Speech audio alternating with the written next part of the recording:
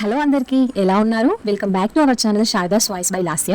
ఈ వీడియోలో నేను మా లైఫ్లో జరిగిన ఒక రియల్ ఇన్సిడెంట్ గురించి మీతో షేర్ చేసుకోవాలనుకుంటున్నాను. అమ్మ దయ ఉంటే అన్నీ ఉన్నట్లే అని అంటారు కదా, అది మా విషయంలో ఇంకొకసారి నిజమయ్యింది. ఇంకా అమ్మవారు మా పైన చూపించిన దయకి కృతజ్ఞతాభావంగా దర్శనం చేసుకోవడానికి మేము భద్రకాళి మాతా టెంపుల్కి వెళ్ళాము. ఈ వీడియోలో మీరు అదే వ్యూ చూస్తున్నారు. ఇది లాస్ట్ వీక్ సండే తీసిన వీడియో. ఇంకా మ్యాటర్ ఏంటంటే, మా హస్బెండ్ మెడికల్ రిప్రజెంటేటివ్గా జాబ్ చేస్తారు. ఖమ్మంలో కూడా ఆయన వర్క్ చేయాల్సి ఉంటుంది. థర్స్డే రోజు జాయింట్ వర్క్ కోసమని ఆయన ఖమ్మం వెళ్ళారు.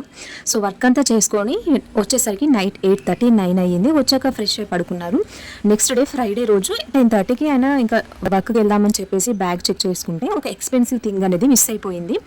సో వెంటనే ఆయన థర్స్డే రోజు ఆయనతో ఎవరైతే ట్రైన్లో ట్రావెల్ చేశారో వాళ్ళకి కాల్ చేసి మీ బ్యాగ్లో కానీ ఏమైనా ఉందా అని చెప్పేసి అడగడం స్టార్ట్ చేశాడు. ఎక్కడ అడిగినా కూడా లేదనే చెప్తున్నారు. ఇంకా ఖమ్మంలో ఉన్న ఫ్రెండ్స్కి కాల్ చేస్తే టైంకి ఎవరు పిక్ చేయట్లేదు. లాస్ట్కి అయితే ఒక అతను పిక్ చేశాడంట. లాస్ట్ టైం నేను ఈ డాక్టర్ దగ్గర కాల్ చేశాను, మేబీ ఆయన దగ్గర మిస్ అయిందేమో, ఒకసారి వెళ్ళి చూడవా అని చెప్పాడు. కానీ ఆ రోజు ఆయనకి కూడా జాయింట్ వర్క్ ఉండడం వల్ల నేను వెళ్తానులే అని చెప్పాడంట. ఇంతలో టైం కూడా 10:30 అయిపోతుంది. వాళ్ళ సార్ కాల్ చేసి రమ్మంటున్నారు, నేను వెయిట్ చేస్తున్నా అని చెప్పేసి ఈయన వెళ్ళి జరిగిందంతా చెప్పేశాడంట. సో వాళ్ళ సార్ చెప్పారు, ఇప్పుడు టెన్షన్ అయితే తీసుకోకు, మనం వెతుకుదాము. ఫస్ట్ ఇవాళ ఫ్రైడే కదా, భద్రకాళి టెంపుల్కి వెళ్దాము, అమ్మ నీ వస్తువుని నీ దగ్గరికి చేర్చేలా చేస్తుంది అని చెప్పారంట. సో ఈయన వెళ్ళి దర్శనం చేసుకుని వర్క్కి స్టార్ట్ అయ్యారు. ఇంకా ఇంటి దగ్గర నేను కూడా అనుకుంటున్నా, అసలు ఎందుకు ఇలా జరిగింది, అమ్మవారిని అండ్ వెంకటేశ్వర స్వామిని అడుగుతున్నా.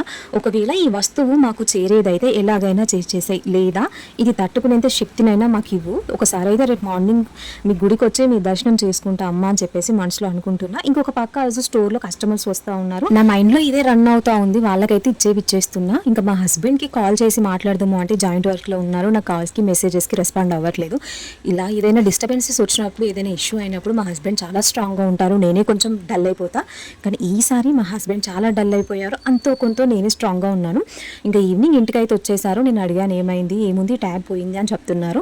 వాళ్ళ ఫ్రెండ్ వెళ్ళి ఖమ్మంలో అడిగారంట, అక్కడ ఎవరు కూడా దొరికింది అని చెప్పలేదంట రిసెప్షన్లో.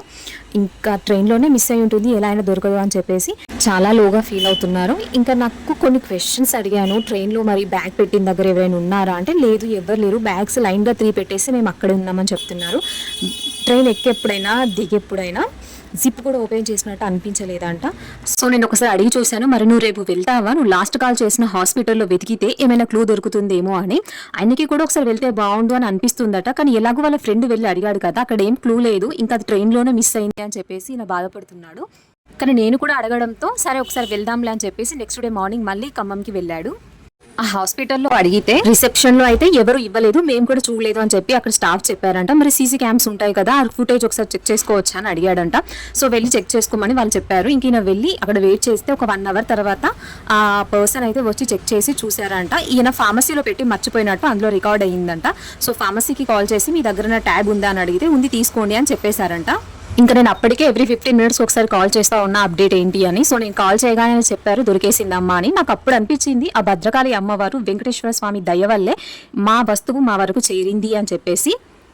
ఆ వస్తువు కాస్ట్ కూడా 60,000 to 70,000 ఉంటుంది. ఒకవేళ ఇది కానీ మిస్ అయ్యేది ఉంటే మేము చాలా బాధపడి ఉండేవాళ్ళము.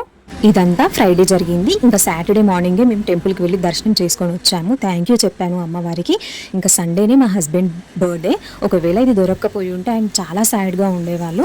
మా వస్తువు మాకు దొరకడం కోఇన్సిడెంట్ అయ్యి ఉండొచ్చు, కానీ ఇదంతా అమ్మవారి దయ, ఆ వెంకటేశ్వర స్వామి దయ వల్లే జరిగిందని మేమైతే నమ్ముతున్నాము. మీ లైఫ్లో కూడా ఇలాంటి ఏవైనా ఇన్సిడెంట్ జరుగుంటే నా కామెంట్ సెక్షన్లో షేర్ చేసుకోండి. ఇంకా ఎప్పుడైనా మీరు వరంగల్కి వచ్చినట్లుంటే అమ్మవారిని తప్పకుండా దర్శనం చేసుకోండి, చాలా పీస్ఫుల్గా ఉంటుంది అండ్ అమ్మవారు చాలా పవర్ఫుల్. ఇంకా ఈ వీడియోని కొత్త వాళ్ళు ఎవరైనా చూస్తున్నట్లయితే ప్లీజ్ సబ్స్క్రైబ్ చేసుకోండి and thank you for watching. ఈ వీడియోలో మా ఓమిక చేస్తున్న క్యూట్ పనులు మీకు నచ్చినట్లయితే లైక్ చేసి కామెంట్ సెక్షన్లో కామెంట్ చేయండి. Thank you.